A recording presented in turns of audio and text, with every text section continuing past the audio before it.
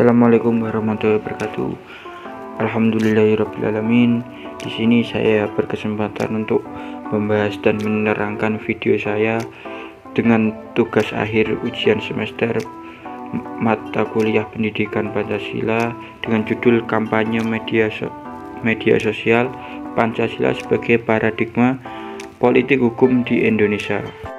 Oke, selanjutnya yaitu ada rangkuman Pancasila sebagai paradigma politik hukum di Indonesia adalah peristiwa reformasi pada tahun 1998. Salah satu subsistem masyarakat yang mengalami perusahaan selama pemerintah Orde Baru adalah hukum. Berdasarkan kajian penelitian bahwa Pancasila dijadikan paradigma politik di Indonesia dikarenakan kualitas yang terkandung di dalam Pancasila yang sanggup mempersatukan perbedaan pandangan politik yang ada di Indonesia. Selanjutnya yaitu pembagian pembahasan nomor 1 kajian saya, yaitu tentang Pancasila sebagai ideologi adalah politik bangsa Indonesia, dan kedua Pancasila sebagai paradigma politik hukum di Indonesia. Oke, pada poin pertama tadi yaitu Pancasila sebagai ideologi di dalam kehidupan politik bangsa Indonesia. Di sini saya membahas bahwa hampir tidak ada yang mempersoalkan Pancasila atau mengusulkan untuk menjadikan bagian dari program reformasi. Semuanya Pancasila itu sepakat dijadikan dasar ideologi negara. Sebelum itu kita mengenal kata lain, kata atau istilah ideologi berasal Pancasila itu berasal dari ide atau artinya gagasan, konsep.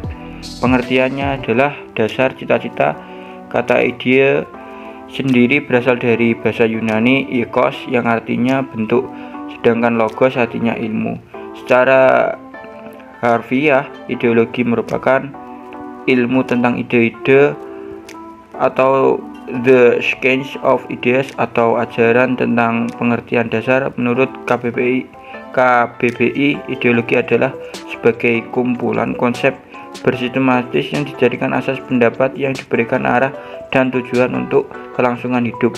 Yang kedua, ideologi dapat diartikan paham teori dengan tujuan merupakan satu tujuan politik. Dan selain menurut KBBI, yaitu menurut Prof. Miriam Subadarjo atau pakar ilmu politik Indonesia, politik adalah bermacam-macam kegiatan dalam suatu sistem negara yang menyangkut proses menentukan tujuan.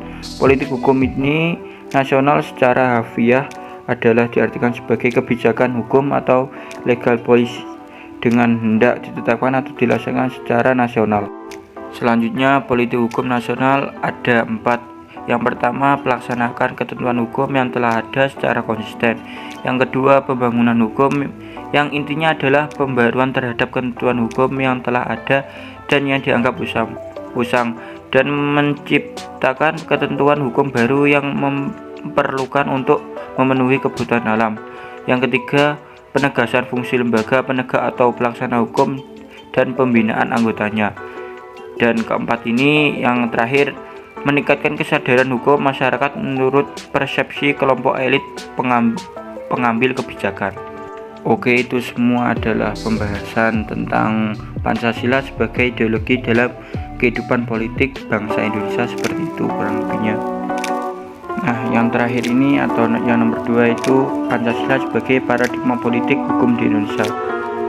Politik kita yang ada berlaku menjadi sistem politik demokrasi yang handal, yaitu sistem politik yang bukan saja mantap tetapi sekaligus juga kualitas kemandiriannya yang tinggi, memungkinkan untuk membangun atau mengembangkan dirinya secara terus-menerus sesuai dengan tuntutan perkembangan apresiasi masyarakat yang laju perubahan zaman.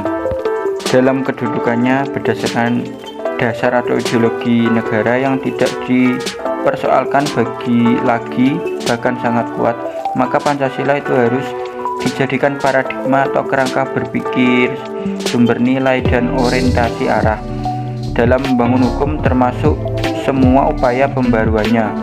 Nah, secara yuridis terdapat beberapa alasan bahwa Pancasila menjadi paradigma dalam pembangunan politik hukum di Indonesia, diantaranya Di sini saya mengambil ada 3 poin, yaitu yang pertama Undang-Undang Dasar 1945. Penjelasannya sebagai berikut. Pembukaan undang-undang dapat merupakan Declaration of Independence atau pernyataan kemerdekaan yang terperinci dari proklamasi kita, yang artinya memberi penjelasan tentang dasar, maksud, tujuan, dan cita-cita bangsa Indonesia mendirikan suatu negara merdeka. Karena pembukaan Undang-Undang Dasar 1945 merupakan Declaration of Independence bangsa Indonesia, maka ia merupakan suatu rangkaian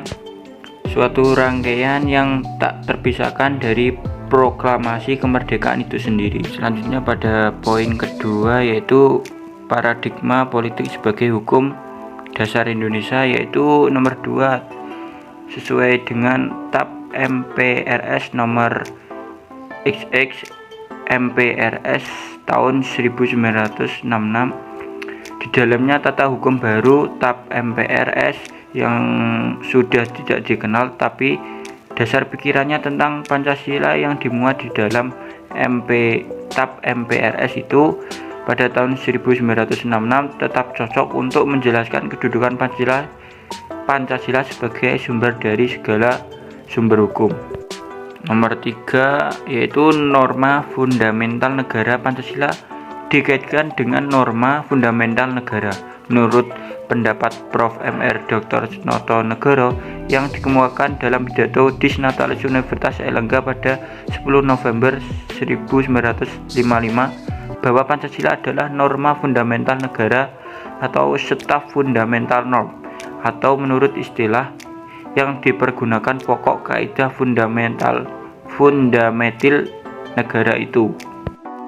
Oke, pada poin terakhir materi saya, yaitu ada tentang atau slide kesimpulan yang saya ambil dari pembahasan kajian saya membuat video ini, yaitu alasan Pancasila sebagai ideologi adalah kehidupan politik bangsa Indonesia, antara lain pada kualitas yang terkandung di dalam dirinya. Maksudnya adalah dengan karakteristik yang bermacam-macam kepribadian, Pancasila sanggup mempersatukan perbedaan pandangan politik tersebut.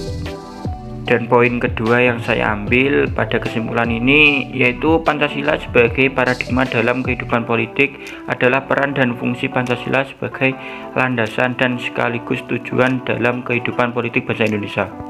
Itu saja dari pembahasan tugas membuat video kampanye sosial media saya.